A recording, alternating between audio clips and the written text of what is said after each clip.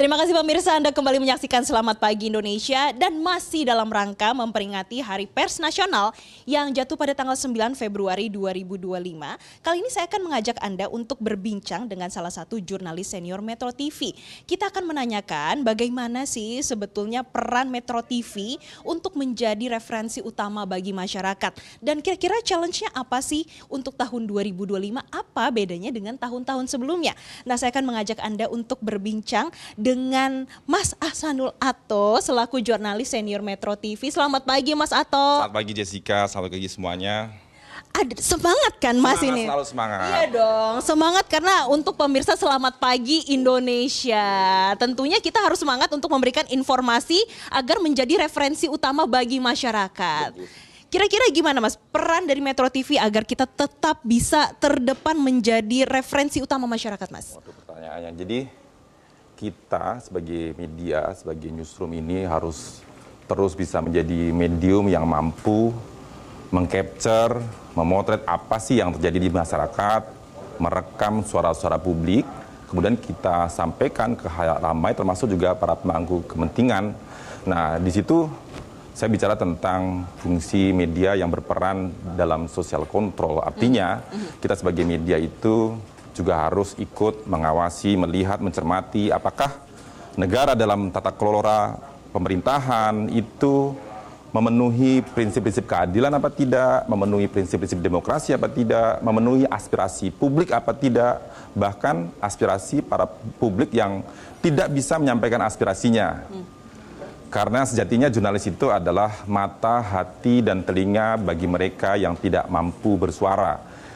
Saya ambil contoh misalnya dalam beberapa waktu yang lalu kan ada kebijakan pemerintah yang sebenarnya bagus. Kita sampaikan itu bahwa upaya pemerintah untuk membatasi, bukan membatasi ya, penjualan gas 3 kg barang bersubsidi ini hanya sampai di batas ke pangkalan kan. Kemudian melarang pengecer tidak boleh menjual gas 3 kg ini. Tujuannya kan bagus, kita sampaikan juga bahwa ini adalah kaitannya untuk menjaga disparitas harga masyarakat, menerima barang subsidi itu harganya murah gitu, kemudian tidak ada penyelewengan, tapi apa yang terjadi di masyarakat kita potret juga. Di situ kan ada antrean akhirnya, masyarakat harus menunggu berjam-jam, terjadi kelangkaan, berjalan harus sekian puluh kilometer, kos dikeluarkan. Jadi itu kita rekam semua, bahkan ada satu suara dari seorang warga namanya Pak Effendi, saya ingat betul itu, dia bilang jangan ganggu kemiskinan kami, kata dia gitu. Itu kan sangat dalam artinya ya, bahwa kita ini sudah miskin, jangan lagi kita dibuat miskin dengan suatu peraturan-peraturan yang membuat kita semakin susah, kira-kira begitu. Nah, di situ kita pertemukan, ternyata logika pemerintah dengan apa yang terjadi di masyarakat itu tidak sama, karena di lapangan kita membutuhkan sesuatu yang lebih kompleks lagi. Akhirnya kemudian ketika itu terangkat ke publik, kemudian didengar oleh otoritas, kemudian Presiden memutuskan bahwa pengecer boleh menjual lagi gas. Ini satu contoh sebagai social control tadi itu. Nah, kalau kita terus bisa menguatkan peran media di situ, artinya media sebagai pilar demokrasi itu akan semakin kokoh sekaligus menjaga demokrasi itu. Karena demokrasi itu harus terus kita rawat, kita jaga, dan terus kita perjuangkan, Jessica. Begitu. Outputnya berdampak bagi masyarakat. Betul. Dan tentunya kita juga memiliki peran mengedukasi masyarakat, Mas Atto. Bagaimana peran media sosial saat ini? Banyak sekali masyarakat ini terpapar media sosial. Tapi kita sebagai Metro TV juga harus memberikan edukasi, memberikan akurasi terutama bagi para masyarakat. Kita punya platform Knowledge to Elevate. Sebenarnya ini relate dengan, saya ingat kata-kata dari Thomas Jefferson ya, pendiri Amerika pada abad 18, kira-kira dia menyampaikan bahwa pers adalah instrumen paling baik untuk pencerahan dan meningkatkan kualitas manusia sebagai makhluk sosial, makhluk rasional, dan makhluk moral. Nah, kita dalam konteks kekinian ini, dengan arus informasi di media sosial, kita nggak bisa hanya bermain atau bergerak pada sesuatu yang viral. Nah, sesuatu yang viral muncul di permukaan, kalau misalnya kita ikut arus di situ, mungkin memang banyak penontonnya, mungkin banyak viewsnya, karena itu diminati. Tapi apakah viral itu sesuatu yang dibutuhkan publik kan belum tentu viral itu memiliki nilai berita. Sesuatu yang viral itu belum tentu penting buat publik, tapi kita terus harus memberikan pengayaan, keragaman informasi sebagai bagian dari kita mengedukasi masyarakat. Itu sudah tanggung jawab kita. Kita harus menjadi bagian dari masyarakat memiliki pengetahuan yang luas untuk kehidupan masyarakat itu lebih baik lagi. Kira-kira begitu. Tapi kan tentunya kita ada perbedaan ya Mas. Zaman sekarang dan juga sebelum-sebelumnya, sekarang media sosial sangat cepat. Kemudian teknologi juga sangat banyak. Untuk mengaksesnya sangat mudah. Banyak sekali hoax di luar sana. Tapi kita sudah memberikan informasi yang akurat dan juga sudah terverifikasi begitu.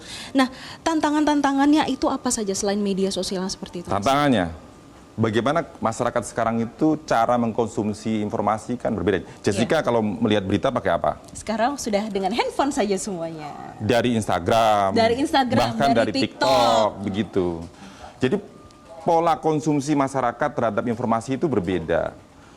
Otomatis penyajiannya juga berbeda, tapi dari segi bagaimana kita prosesnya mencari informasi, reformasi, kemudian substansi informasi tetap sama. Challenge-nya di situ, bagaimana kita mendeliver itu adalah sesuai dengan platform-platform yang saat ini existing, diminati oleh masyarakat. Otomatis kita harus beradaptasi, challenge-nya ada di situ. Tapi selain dengan teknologi yang saat ini semakin cepat, kira-kira masih ada challenge lainnya nggak sih Mas yang dihadapi? Challenge lainnya adalah soal transformasi teknologi segala macam kan. Kecepatan itu adalah sebuah keharusan karena kan kita berkejaran dengan informasi yang disampaikan oleh masyarakat sendiri. Masyarakat bisa menyampaikan informasi dengan media sosialnya, maka kita harus bekejar-kejaran. Tapi jangan lupa, kita harus tetap akurat, kita harus memverifikasi data. Nah, sekarang ada AI. AI menurut saya adalah justru memperkaya kita tentang informasi. Tapi tugas kita sebagai jurnalis, AI itu buatan manusia, tapi bukan manusia.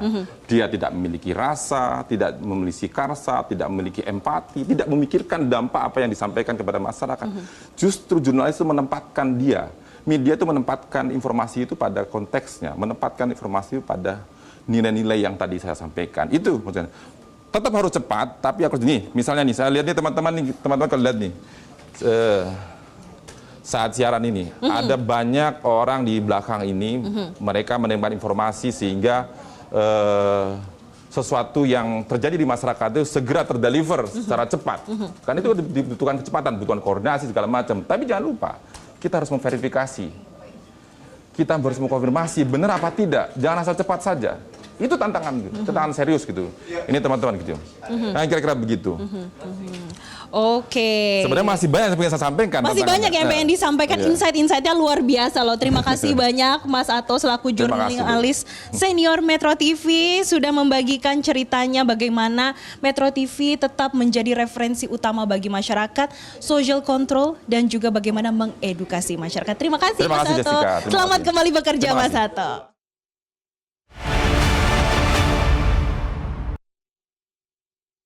Jelajahi cara baru mendapatkan informasi. Download Metro TV Extend sekarang.